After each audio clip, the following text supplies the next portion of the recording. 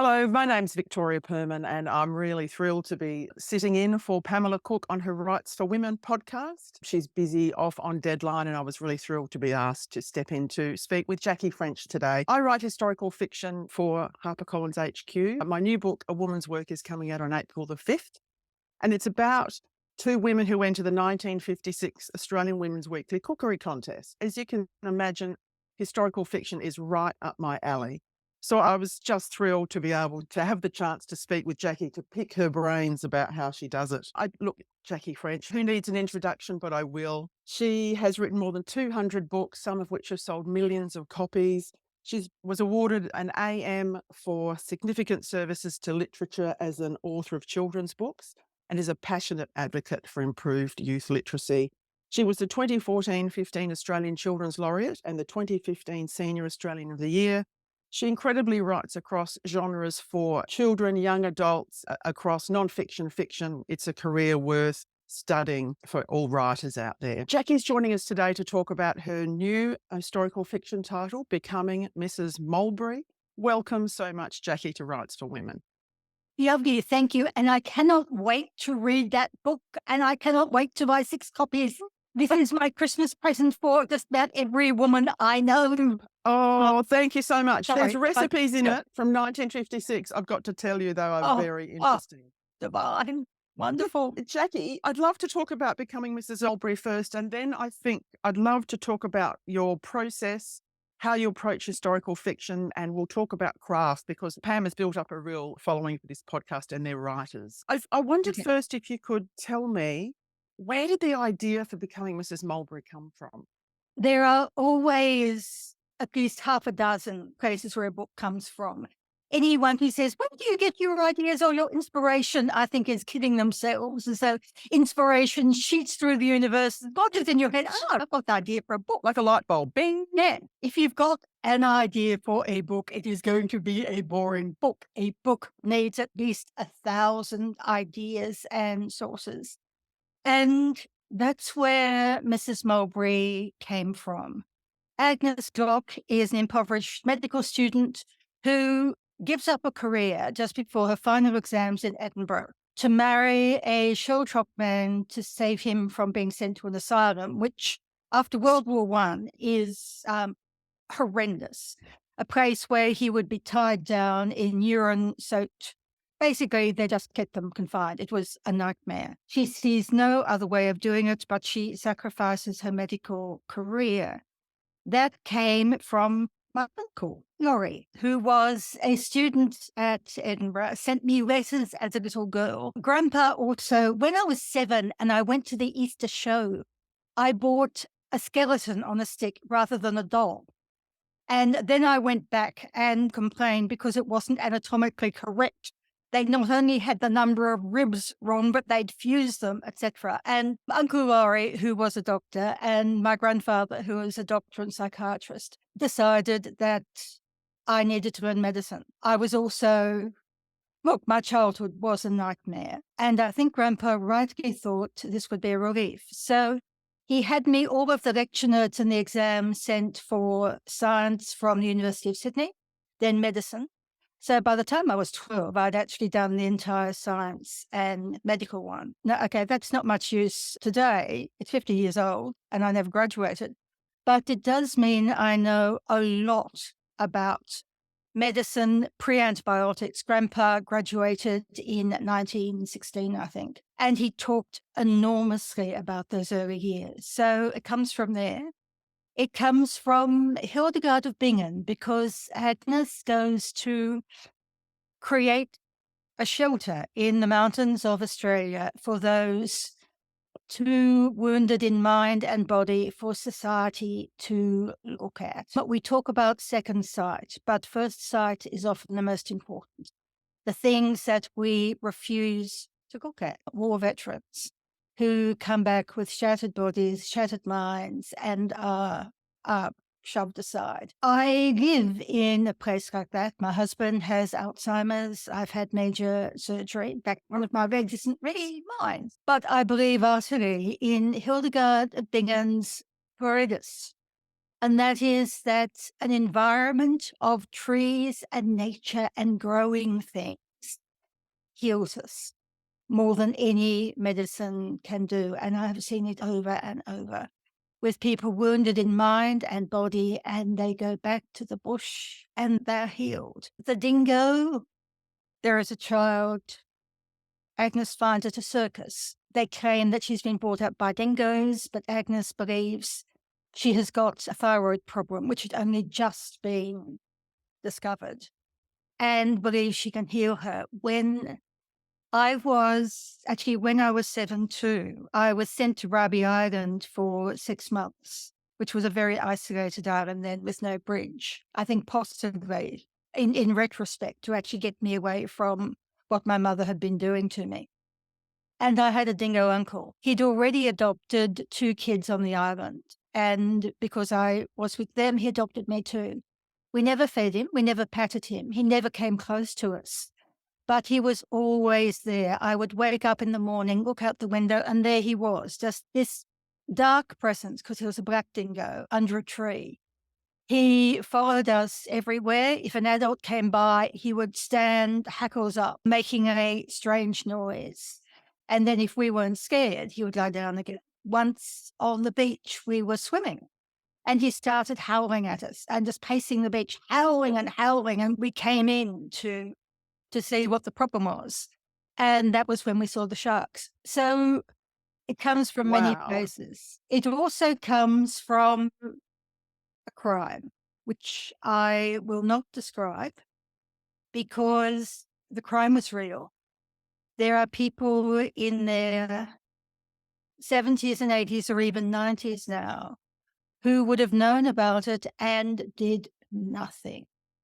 And that, I think, is the heart of the book, where people know horrendous things have happened and are happening, not just to the men and women who came back from World War One, but also to children, to women, etc. And they see and they turn off their first sight. And on their second sight, they do not see them. To some extent, we are all living under a volcano, but we choose not to see it. There is so much we ignore. But also at the heart of it is something which probably goes through all of my book. And that is that love comes in many flavors and many kinds. The Greeks had 5 kinds of love, and that's not nearly enough. It really isn't. By the way, one of their kinds of love, amicus, was the love you have for an old friend who has shared many experiences with you. And yes, that is an extraordinarily powerful love, as well as all of the other kinds. What a brilliant introduction to the book. I'm just sitting here absolutely gobsmacked about how you've taken all those pieces of your life as inspiration for Agnes Glock. Do you think this is your most personal book? No, We do cherry pick bits from lives, bits from I people we've met, don't we? Well, I've always known that I have cherry picked all the way through, even from my first book onwards. Material must come from somewhere. I get passionate about areas of history. I learn about them years later. I'll think, aha, okay, the book goes there. But no, I didn't realize until a very perceptive reviewer picked it up. This was about 12 years ago. And she said, all of Jackie's heroines, this was for books for young people, are either motherless or escaping abuse. And she said, of course, this gives them enormous freedom in the past to have all sorts of adventures that a normal, nice girl would not have. You don't put nice 14-year-olds in World War II and all sorts, in World War I, World War II, running the resistance, all sorts of other things. And I had not realized until then that subconsciously I was doing that. I was just writing heroines who, actually Agnes in this book has lost her mother. I only realized talking to you now, when Agnes brings Douglas back to Australia, if her mother had been alive, everything would have been very different, because Mum would have actually come and lent a hand and etc. and been there as a guide, as someone to talk things through with, etc., etc. No matter what the scandal of the fabulously wealthy Agnes Mulberry, her mum would have been there. The dingo girl, interestingly, is not motherless. girl who is the dingo girl, in fact, has got a mother substitute at the circus. Of course, has no idea that this child who dribbles, who's got a moon Mm. face, who can't speak, who is becoming more and more lethargic and appears to be an idiot. Of course, this loving trapeze artist has no idea that this is an illness that a weekly injection of bovine thyroxine might actually cure, so that almost miraculously, by the way, I should probably say, my thyroid gland stopped working quite quickly over a period of about a year. So I do know the magic. Okay, I'm now on very modern artificial thyroxine, not taken by injection from a cow and given to me with a very large needle once a week, for which I'm very grateful. But I do know how miraculous it was. I was massive. I was, look, about 120 kilos. And then everyone congratulated me on my diet for losing 40 kilos. No congratulations were necessary. I'd started taking thyroxine. In the book, it's miraculous. But so, yes, the dingo girl does have people who love her. And she also has her biological mother who loved her, but was taken by the circus basically to rescue her. But they could not rescue her mother. Yeah. And it strikes me as there's that term, the Great Silence, after World War One, and how people, the whole idea was to go home, forget about what happened, carry on, go back to your life. And for all the damaged people in your book, I thought that was so poignant. And of course, Douglas is one of the most damaged. And you mentioned that Agnes marries him to rescue him from an asylum. Those scenes where she finds him locked up are just so poignant and awful. My grandfather, as a psychiatrist, was Callan Park.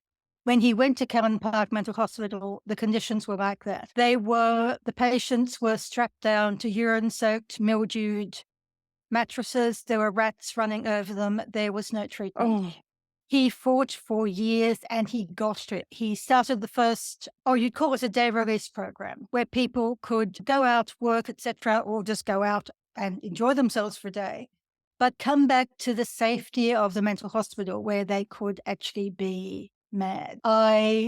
And my mother, of course, grew up in mental hospitals. Chachi explains a lot about my mother. Every time I feel angry or bewildered, I remember that, as she once said to me, I never knew what normal was. Yes, the horror of that. But look, it wasn't just World War One.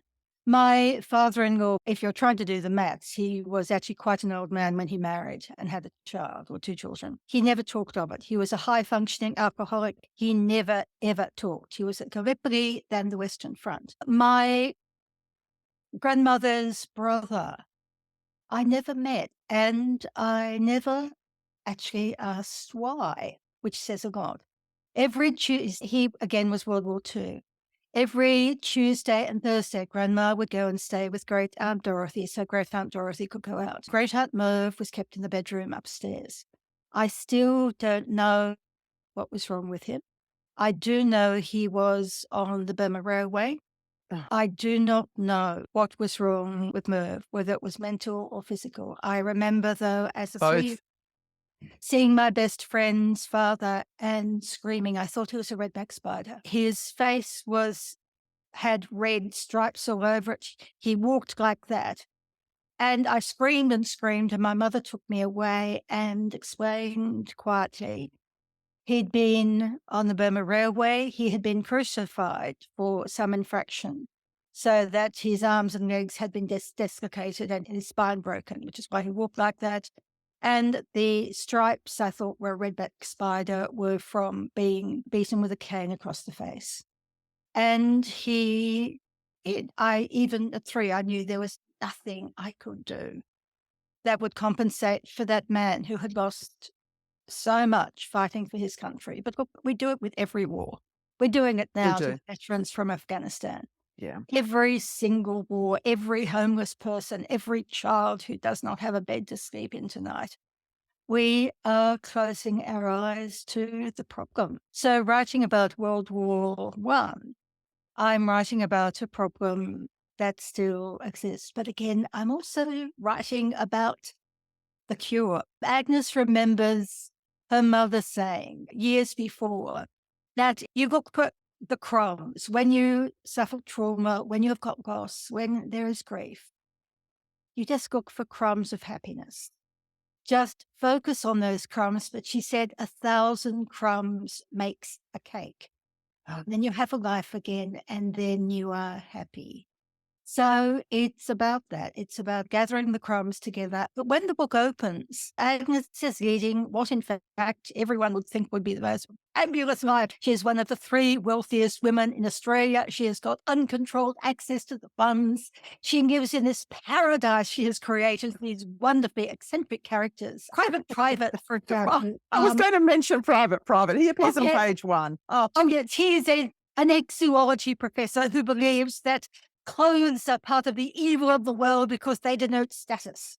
So he refuses, when he took off his uniform, he refused to put on any other clothes, except occasionally a blanket when it's cold at night. He shares his cottage on the estate with a wombat who has got a taste for chewing up silk knickers. And yes, the wombat, of course, is very much based on a real wombat too. So the book opens with privates, and his wombat with silk knickers. I thought you've mentioned Agnes starts off as a medical student. Her Yes. career is thwarted, like the Yes. careers of so many women of that era. Mm, But mm. even though she doesn't, in the beginning, she's not a doctor. She has been a nurse during the war, but I think she helps heal. This is the beauty of her character. She helps heal people.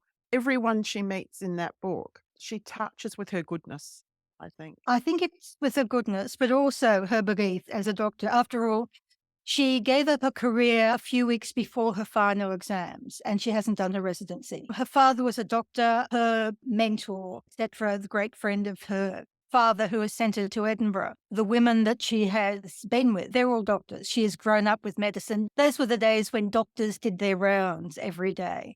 And so the little girl, as I did with Grandpa and with Laurie sometimes, would go on their rounds with them and discuss the cases with them. Laurie would still ring me up to discuss diagnoses, particularly as I was far enough away not to know the patients he was talking about.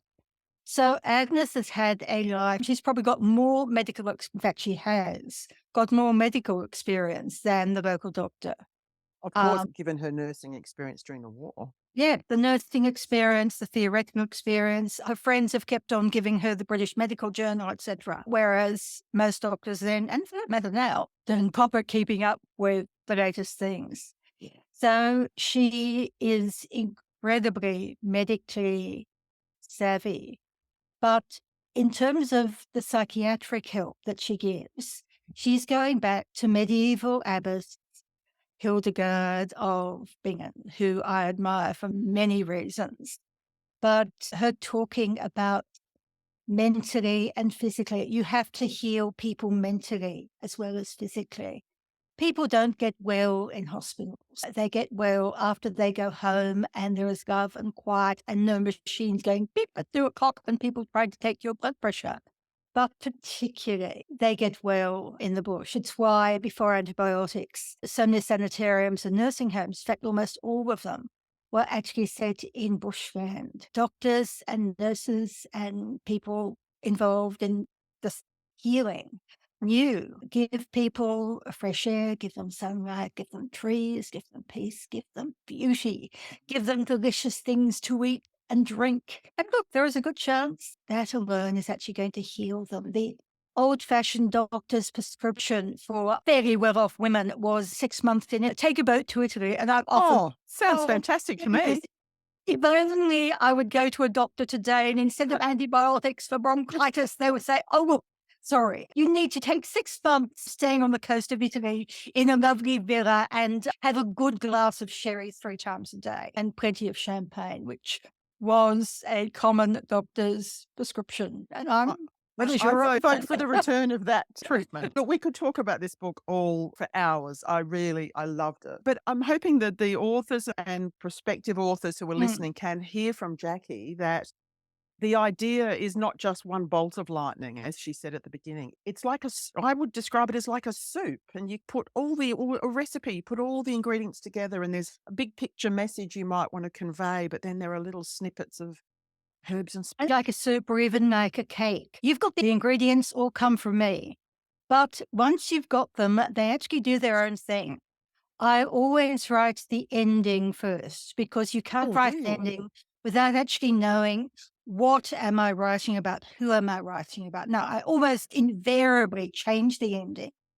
And that's because somewhere in writing the book, you actually realize, no, they wouldn't have done this. This is the person I have created, but having created them, they would do this, and no, this wouldn't have happened. Something else is actually going to happen. To be a writer, I think you not only need to have those 1,000 ideas coming together in what I call a ping moment, where the book begins.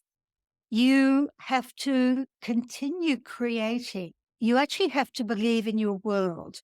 Before I had surgery, 5 years ago now, I'm allergic to opioids. In fact, I just stopped breathing. I'm dead. I knew I had to face having most of my left leg removed without pain relief.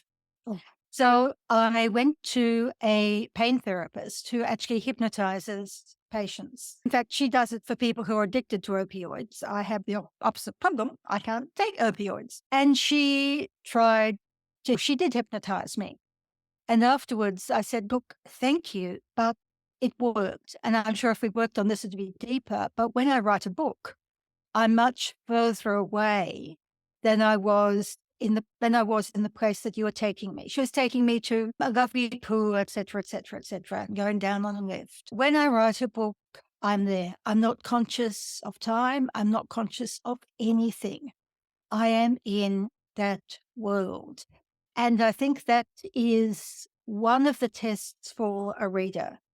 When you are writing that book, are you there? Are you there with so much depth you don't feel the pain? That first night after the surgery when I couldn't sleep, I actually it was a musical comedy about Mary MacKillop and two of her nuns as a TV series. Now, the world is not ready for a musical comedy about Mary MacKillop, who, by the way, I absolutely revere for many reasons. This was a very respectful musical comedy, really showing the superb nature of the order, but the world is not ready for it.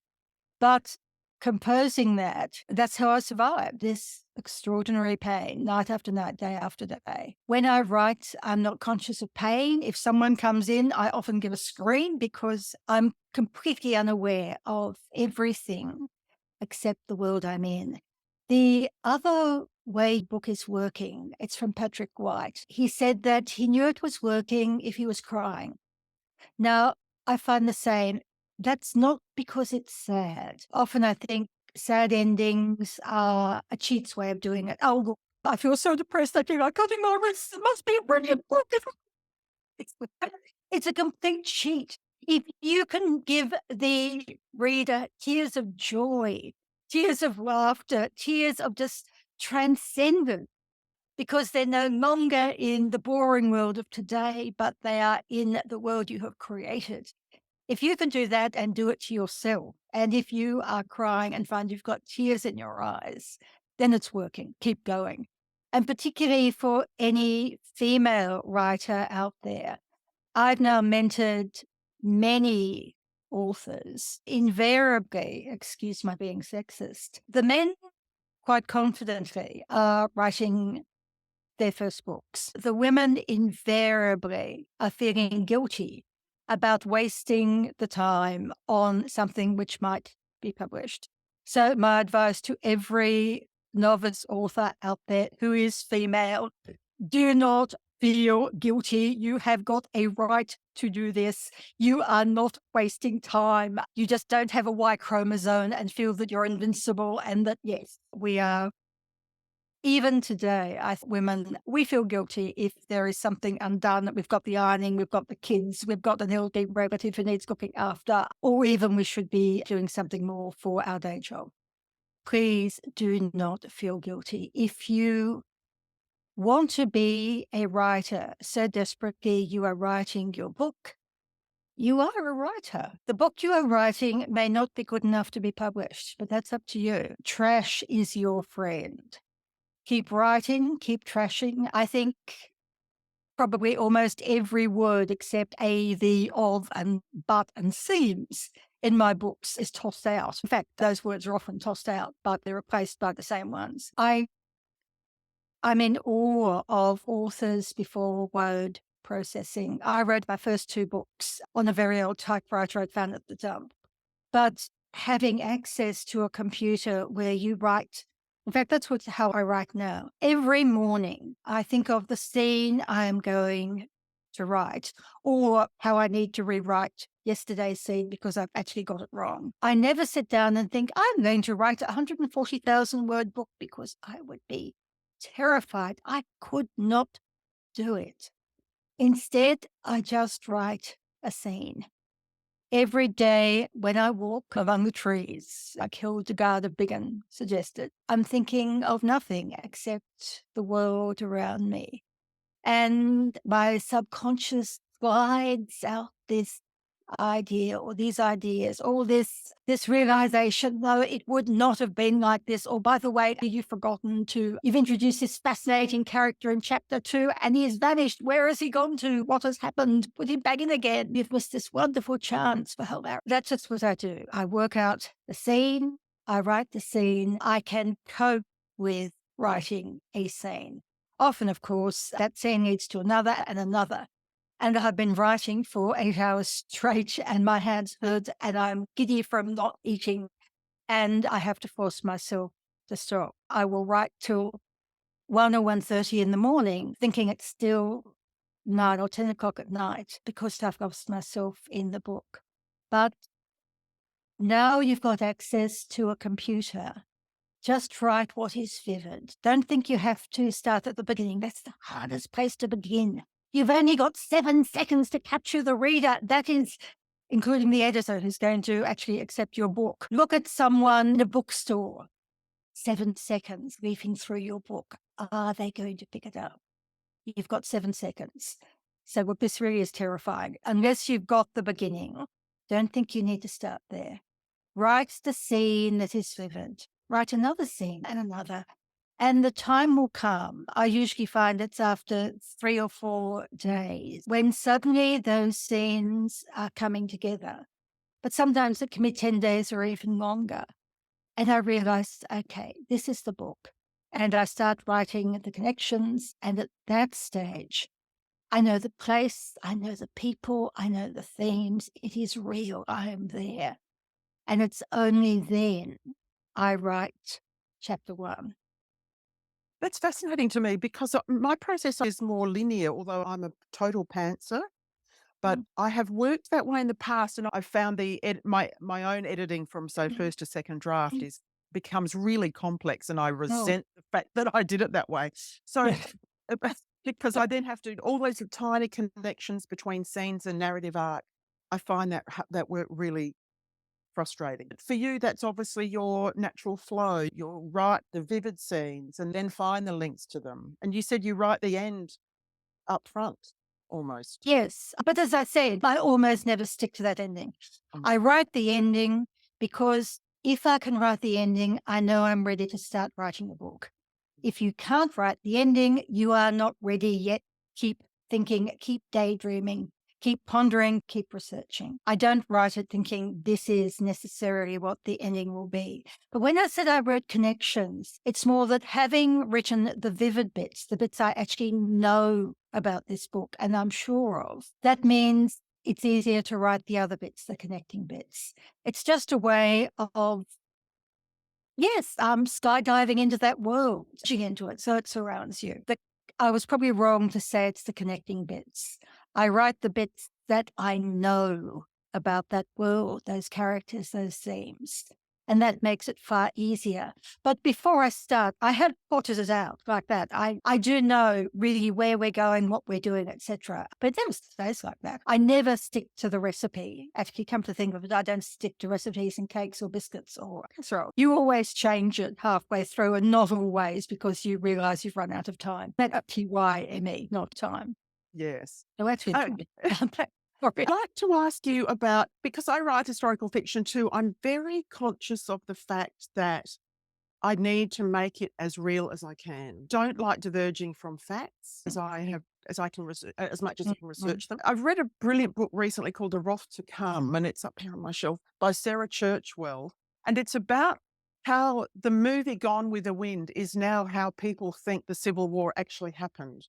So they Yes. think the fiction is the truth rather than the history being the Oh, truth. you've touched a very sore spot there. Most of my books, in fact, probably all of my books, part of the core of them is because it is about the history of women that we have either forgotten or was deliberately erased. A book of mine coming out next year is about a female signaller on the front lines, 1917, the Battle of Cambrai in World War One. At the end of World War One, the army had 3,600 and more files about the women who fought on the front line for the British Army. They burnt all but 6 of them.